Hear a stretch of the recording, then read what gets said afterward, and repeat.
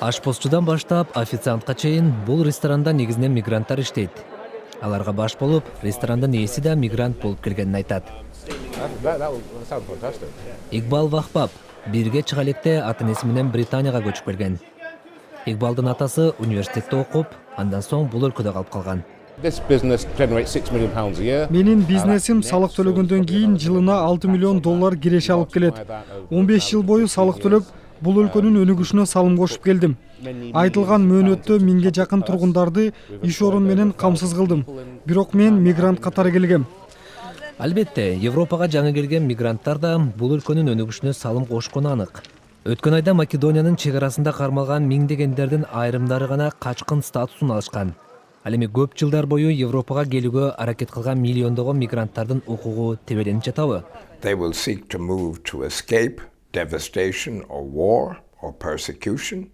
Мурда согуш же табигый кырсыктан качкандар гана жер которсо, азыр экономикалык кыйынчылыктардан улам жакыр өлкөлөрдөн бай өлкөлөргө көчүп келгендер көбөйдү.